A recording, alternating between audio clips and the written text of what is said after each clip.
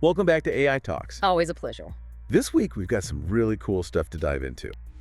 Someone sent us in some fascinating material on Principal Component Analysis, PCA. So for our listeners who might not be familiar with PCA, how would you just give like a quick, elevator pitch? Yeah, so PCA, it's basically a way to simplify data. Like imagine you've got this massive data set, right, with tons of variables and it's just a mess. PCA comes in and says, hey, let's find the most important parts of this data, the parts that really matter, and let's just focus on those. So like a greatest hits album for your data. Exactly. You got it. It helps you reduce the noise and see the signal. I love that. Yeah. And I think what's really cool about PCA is it's not some newfangled technique. This thing has been around for a while. Oh, yeah. Way back to 1901, Carl Pearson developed it. So it's got some serious history behind it. Yeah. And it's still widely used today, which I think speaks volumes about its power. Absolutely. It's a fundamental technique in data analysis and machine learning. So we've talked about what it is, but how does it actually work? I know the notes you sent over mentioned finding these directions of greatest variance. Right. So picture your data as a bunch of points scattered in space, right? And each dimension of that space represents a different variable. What PCA does is it finds the directions in that space where the data varies the most. So you know those directions are the principal component. So it's like finding the main streets of your data city where all the action's happening. Exactly. You're looking for the streets with the most traffic, the most hustle and bustle. I love that analogy. But how do we actually find those main streets? Like in the notes you sent over, you mentioned eigenvectors and eigenvalues. What are those? Yeah, so eigenvectors, those are like the directions of the main streets. And the eigenvalues tell you how much traffic each street carries. Okay, so a high eigenvalue means a really busy street. Precisely. The higher the eigenvalue, the more important that principal component is in explaining the variation in your data. Makes sense. But before we even get to eigenvectors and eigenvalues, the notes mention something about normalization and covariance matrices. What's that all about? So normalization is important because it makes sure that all your variables are on the same scale.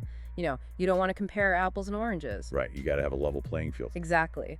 And the covariance matrix, it tells you how the variables in your data are related to each other. Like, are they moving together or are they independent? So it's like seeing which neighborhoods in our data city are correlated. Real. You got it.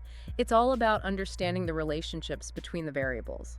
Fascinating. So we've talked about the mechanics of PCA, but what are some of the real-world benefits of using it? The notes mention things like dimensionality reduction, feature selection, and data visualization. Yeah, those are some of the big ones.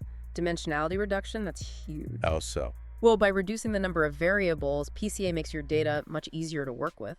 It's like, taking a 1,000-piece puzzle and turning it into a 100-piece one. Still challenging, but much more manageable. Exactly. And this is especially helpful in machine learning because it can speed up your algorithms and make them more efficient. So it's like decluttering our data city and making it more efficient. Mm-hmm. Now, what about feature selection? How does PCA help with that? So feature selection, that's all about choosing the most valuable variables. Like, think of it as picking the MVPs on a team. PCA helps you identify the variables that contribute the most to the overall variance in your data. So it's like finding the all-stars in our data city, the ones that are really driving things. Yeah, that's a great way to put it. And finally, data visualization. How does PCA help us visualize complex data? So, high-dimensional data can be really hard to visualize, right? Like trying to imagine a city with 1,000 dimensions? Forget about it. Exactly. But what PCA can do is it can project that high-dimensional data onto a lower-dimensional space like 2D or 3D. Yeah. And that makes it much easier for us to understand and interpret. So it's like creating a map of our data city that we can actually wrap our heads around. Precisely. You're highlighting the most important landmarks and relationships. So powerful. But the notes also mention some downsides to PCA. What are some things to watch out for? Yeah, there are a few. One challenge is interpretability. Sometimes the principal components, those main streets we talked about, don't have clear meanings in relation to your original variables. So it's like having a map with streets but no labels. Exactly. It can be hard to figure out what those streets actually represent. Gotcha. Any other limitations? Another issue is that PCA can be sensitive to outliers. Like if you have a few data points that are way off in the distance, they can really skew the results. Ah, so it's like having a rogue skyscraper that messes up your city planning. Haha, yeah, something like that. And finally, PCA can lead to information loss.